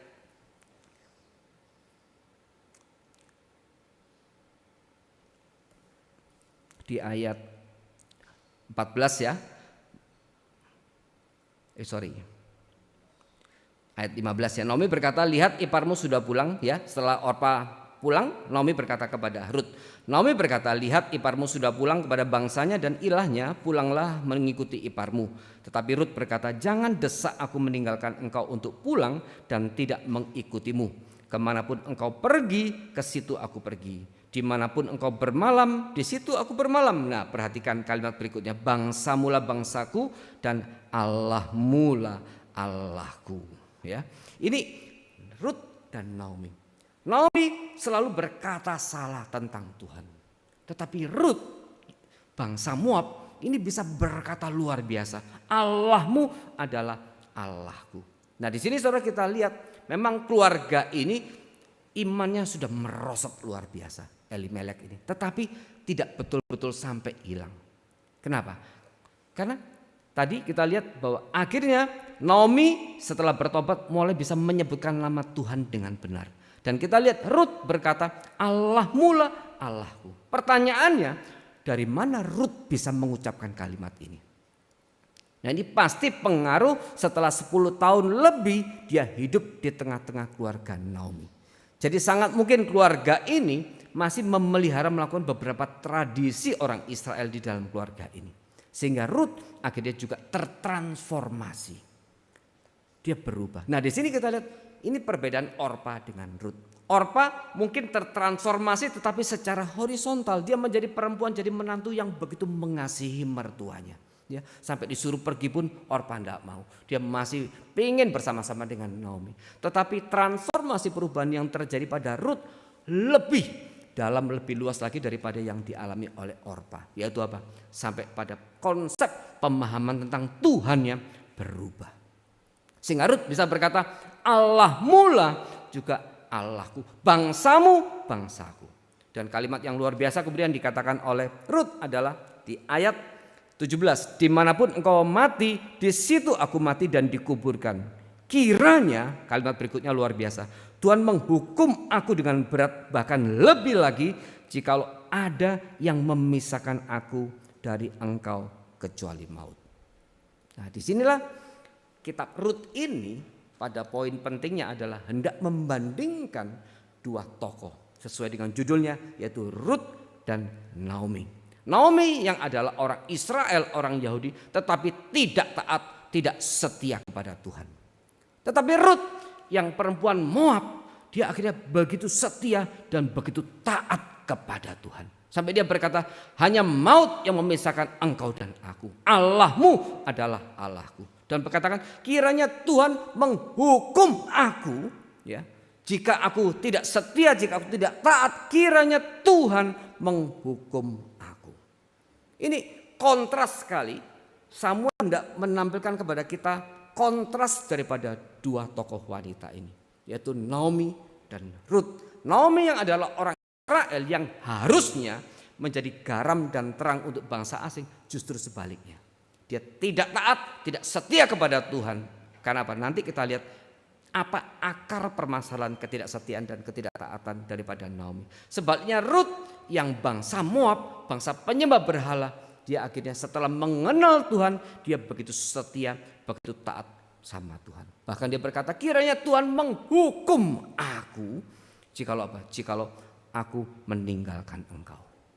Wah, ini kalimat yang luar biasa. Di sinilah Samuel hendak mengkontraskan kepada kita dua tokoh ini. Dan ini sesuai dengan judul yang diberikan di perikop ini, Rut dan Naomi. Supaya kita bisa melihat kontras daripada dua tokoh ini. Tetapi Rut ditulis pertama kali, ya. Jadi Samuel berpesan kepada kita, teladani Rut, perhatikan Rut. Itu maksudnya. Nah, kita lanjut ayat berikutnya. 18, ketika Naomi melihat Rut bersikeras untuk ikut, ia berhenti berkata-kata kepadanya. Keduanya berjalan sampai tiba di Betlehem. Ketika mereka tiba di Betlehem, seluruh kota itu gempar karena mereka.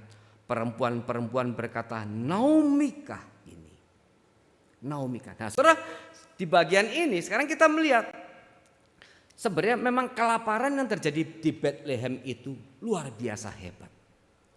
Tetapi Naomi dan Elimelek memiliki pengenalan yang begitu dangkal tentang Tuhan. Mereka hanya berpikir ini mungkin kelaparan ini luar biasa, dan mereka hanya pikirkan satu tindakan manusiawi yang secara sadar, secara normal melakukannya, itu pergi. Yang ngapain? Tetap tinggal di tanah kelaparan, tanah kering gitu. Mending cari tempat yang lain. Mungkin dengan alasan yang rasional. Elimelek mungkin berpikir, aku punya istri, aku punya anak. Sekarang ini ada kelaparan. Kalau aku tetap tinggal di sini, aku sebagai laki-laki, sebagai bapak tidak bertanggung jawab. Dia mungkin pikir begitu. Tapi dia tidak sadar bahwa yang dia lakukan meninggalkan Betlehem itu melanggar perintah Tuhan. Dan dia, intinya apa? Dia tidak percaya dengan pemeliharaan Tuhan.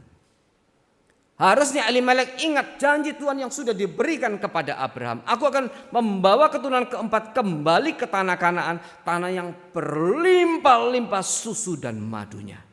Saudara masih ingat ketika Musa akhirnya mengizinkan 12 pengintai masuk ke tanah Kanaan itu, mereka pulang membawa setandan anggur yang gede-gede sekali. Dan seumur mereka belum pernah melihat buah sesubur segede itu.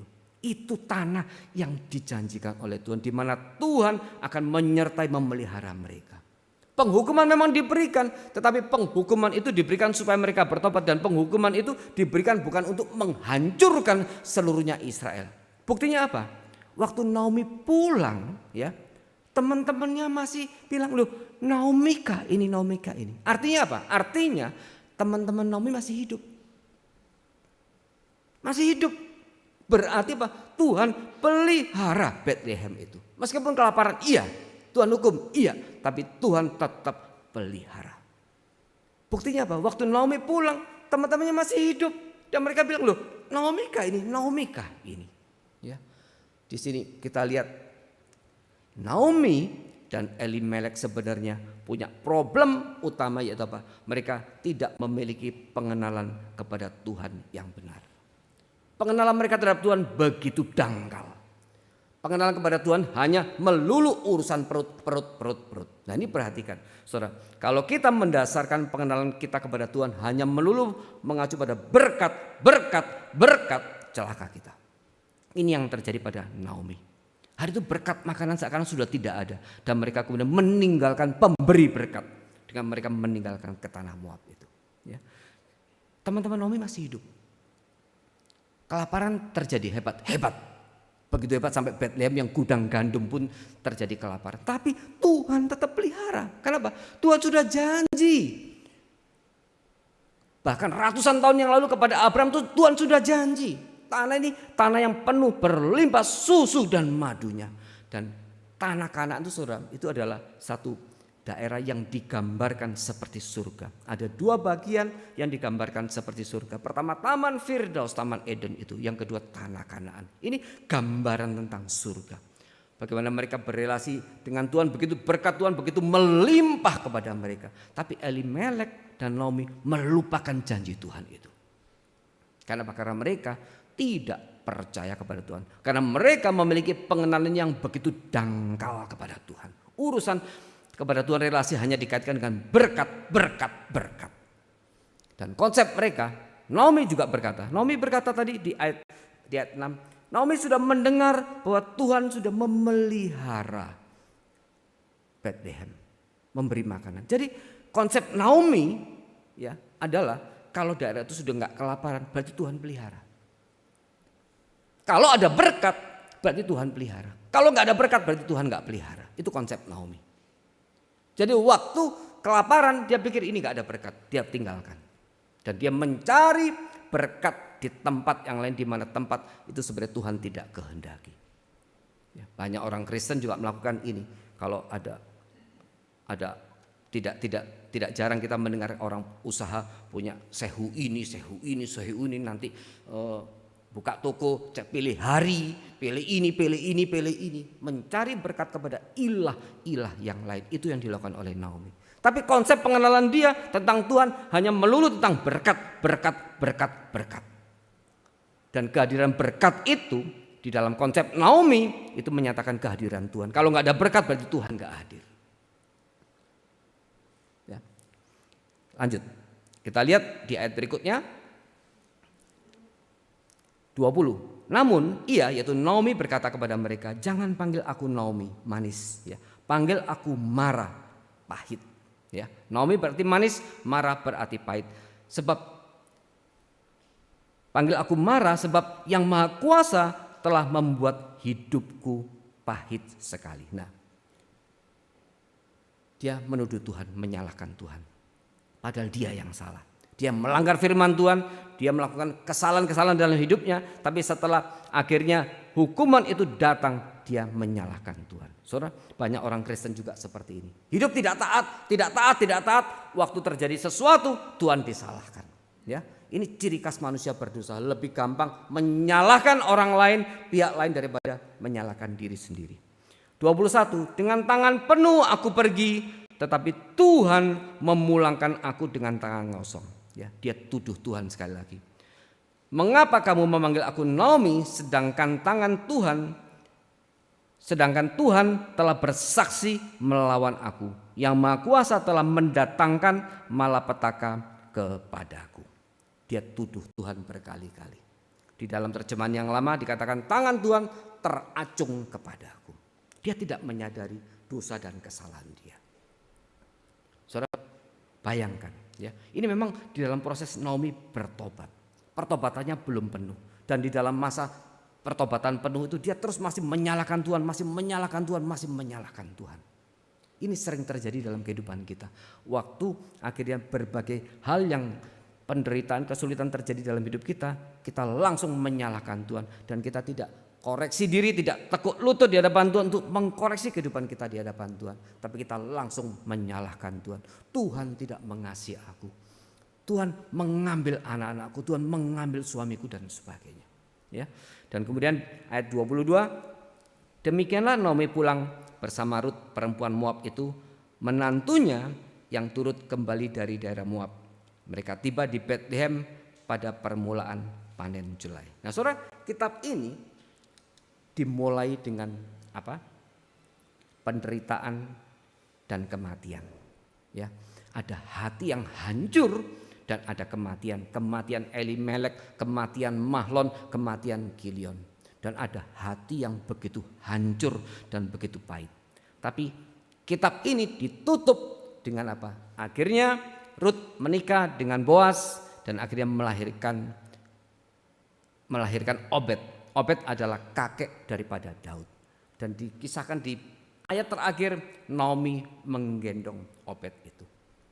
Diawali dengan penderitaan dan kematian. Diakhiri dengan sukacita dan kelahiran. Ya, sekali lagi, diawali dengan kematian dan penderitaan. Tapi ditutup dengan kelahiran, yaitu Obed, kakek daripada Daud yang menjadi moyang Kristus, dan sukacita. Tapi tetap saya mau kasih catatan kepada saudara, dikatakan di bagian akhir Naomi menggendong Obed dan dia bersukacita. Dan teman-temannya berkata, anak ini lebih, Rut itu berkat yang lebih daripada 7 anak laki-laki. Tapi kita lihat Naomi, sukacitanya hanya berdasarkan berkat. Waktu dia gendong anak bayi itu dia senang karena dapat berkat. Tapi dia jauh dari pemberi berkat. Nah, saudara, mari kita belajar. Tidak hidup berdasarkan apa? Tidak mengenal Tuhan hanya berdasarkan berkat. Tuhan melampaui itu. Tetapi yang kita bisa belajar dari sini adalah waktu kita tidak setia, waktu kita tidak taat, maka Tuhan akan menjauhkan berkat daripada kita. Tapi waktu kita terus mau setia, mau taat kepada Tuhan, apapun yang terjadi dalam kesulitan, di dalam penderitaan, mari kita tetap setia dan taat kepada Tuhan. Maka percayalah, berkat Tuhan itu tidak akan jauh dari kita. Tetapi yang namanya berkat itu tidak melulu soal materi. Berkat terbesar yang Tuhan berikan kepada kita sebenarnya adalah satu apa? Penyertaan Tuhan dalam hidup kita, kehadiran Tuhan di dalam hidup kita. Itu berkat terbesar. Dan itu juga yang Tuhan tetap nyatakan, meskipun dia hukum Bethlehem, dia hukum Israel, tapi dia tetap menyertai Israel. Sehingga teman-teman Naomi tetap masih di dalam pemeliharaan Tuhan. Saudara, ini pasal 1. Ini kitab yang luar biasa. Mari kita belajar daripada Rut dan Naomi. Ya, kiranya ini boleh memperlengkapi kita dan kita boleh makin melihat kemuliaan dan pancaran keindahan keutuhan daripada firman Tuhan. Saudara bisa merenungkan sekali lagi. Mari kita belajar daripada Rut dan Naomi. Mari hidup mengandalkan percaya kita. Mari hidup di dalam kesetiaan dan ketaatan kita.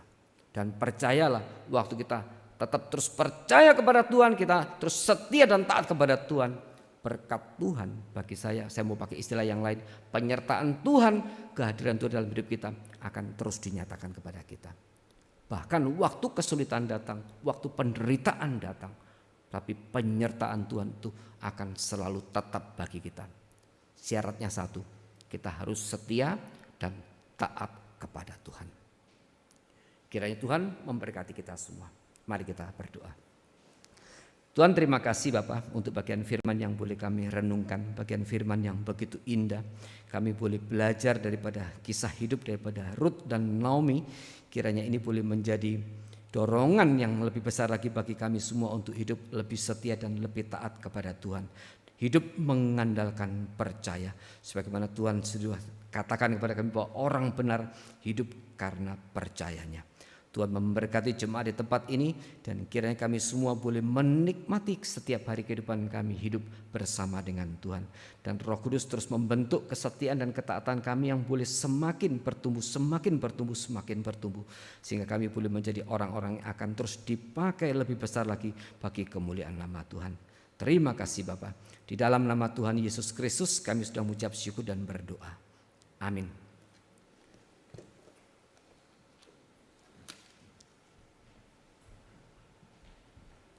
Terima kasih untuk Berta Joni dan untuk firman Tuhan sudah diberitakan. Mari kita meresponi firman Tuhan, memberikan persembahan. Kita menaikkan untuk pujian, Bapa Engkau sungguh baik. Silakan secara cash ataupun secara barcode ya, seperti biasa. Kita naikkan lagu ini, Bapa Engkau sungguh baik.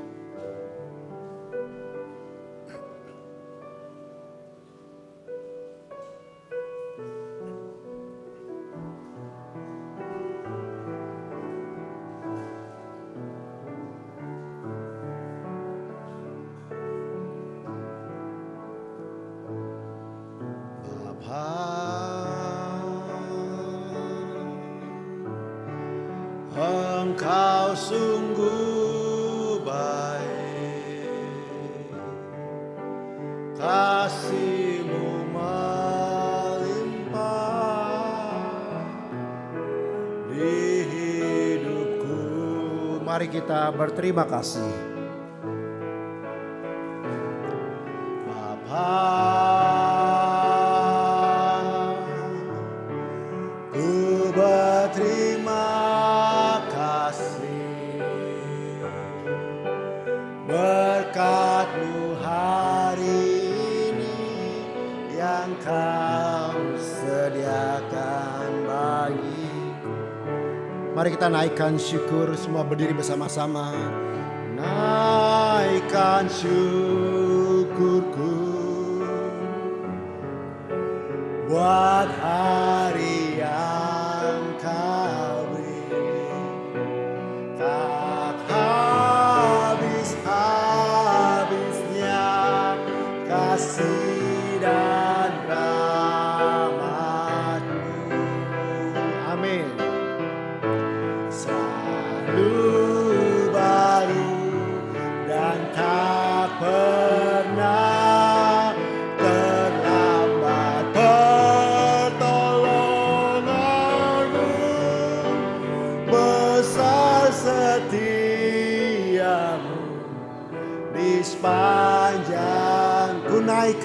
syukurku.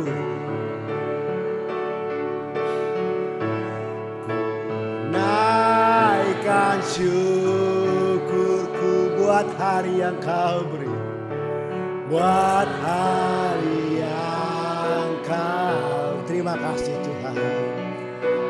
Habis-habisnya kasih dan rahmat-Mu selalu baru, baru dan tak pernah terlambat. Pertolongan-Mu besar, setia-Mu di sepanjang. Dengan lembut sekali lagi yuk, ku naikkan syukurku. Ku naikkan syukurku, sebab hari yang kau beri tak habis-habisnya kasih dan rahmat-Mu selalu baru, selalu baru dan tak pernah terlambat. Pertolongan-Mu besar, setia di sepanjang hidupku. Sungguh Bapa, Engkau sungguh baik. Sungguh Tuhan, kasih-Mu melimpah dalam hidup kami.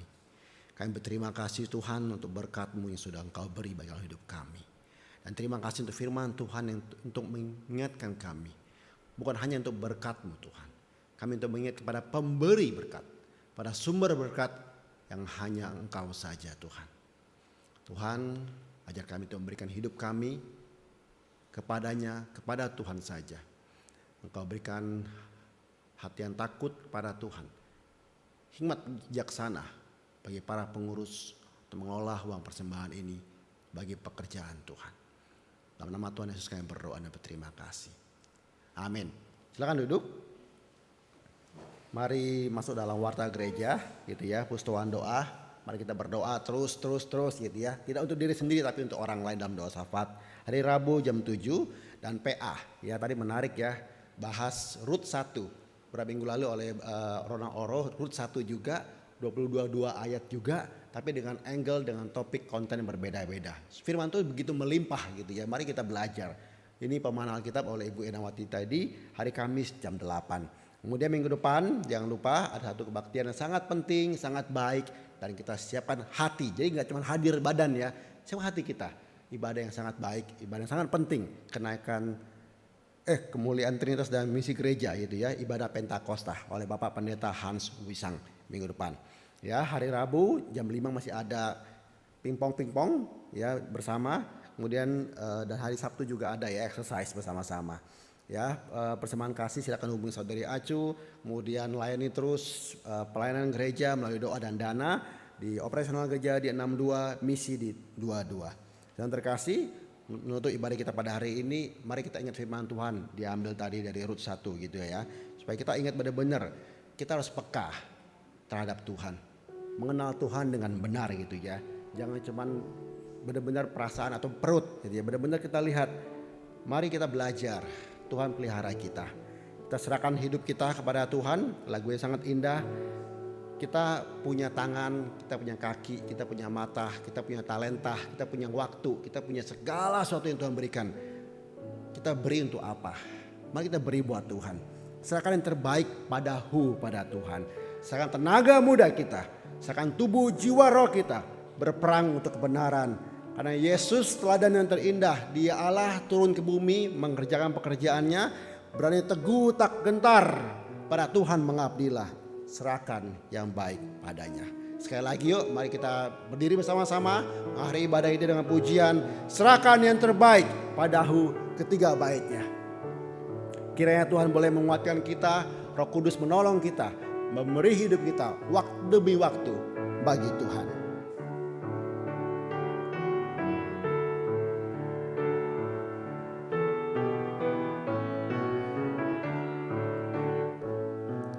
Serahkan yang terbaik padamu, serahkan tenaga mudamu,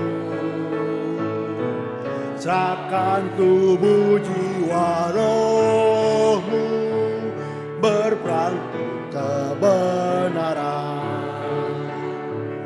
Yesuslah teladan terindah,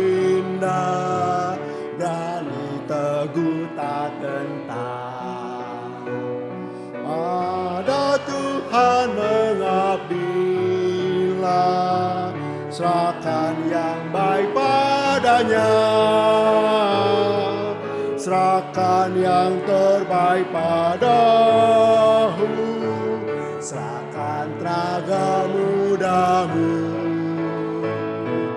lengkapkan senjata Injil, setia berperang bagimu. Serahkan yang terbaik padamu, sungguh benar kasih-Ku. Bagimu Dia serahkan diri, mulia surga diberi. Serahkan jiwa tanpa sungut, bagimu darah curah. Setialah dan bekerja, serahkan yang baik padanya, serahkan yang mengampuniahu, serahkan tenaga mudamu, lengkapkan senjata Injil, setia berperang bagimu. Serahkan yang terbaik padahu, lekas serahkan dirimu, waktu lalu tak terulang. Serahkan yang terbaik padahu, lekas serahkan dirimu, waktu lalu tak terulang. Jangan lagi menunggu, ribuan jiwa berserulah, Tuhanmu pun berseru. Lekas jawab seruan itu, serahkan terbaik padanya,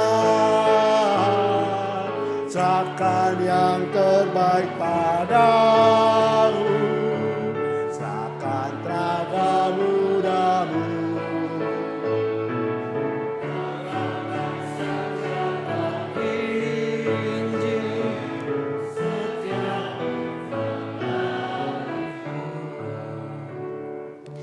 Mari saudara kita pulang di dalam sukacita Tuhan dengan membawa berkat firman yang sudah dibagikan. Mari kita hidup di dalam kesetiaan dan ketaatan yang lebih lagi di hadapan Tuhan. Di tengah-tengah segala kelemahan dan keberdosaan kita, mari kita terus berjuang mohon pimpinan daripada Roh Kudus, supaya Roh Kudus terus mentransformasi kita, mengubahkan kita, sehingga setiap hari adalah proses yang indah di mana Tuhan akan membentuk kita menjadi anak-anaknya yang semakin setia dan semakin taat kepada Tuhan. Dan sekarang terimalah berkat daripadanya.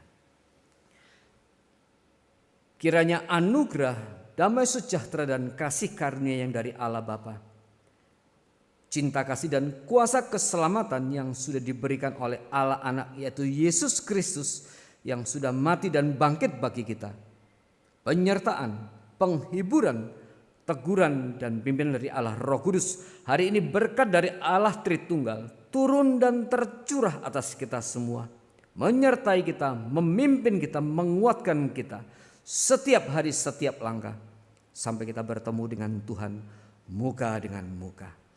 Amin. Doksologi.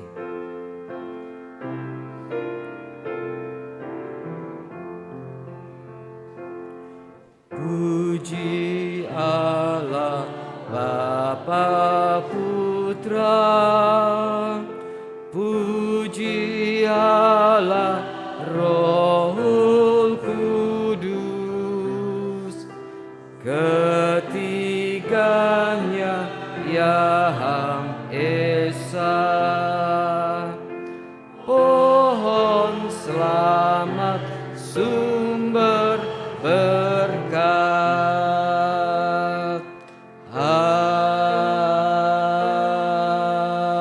Amin. Silakan duduk, saat teduh ibadah selesai.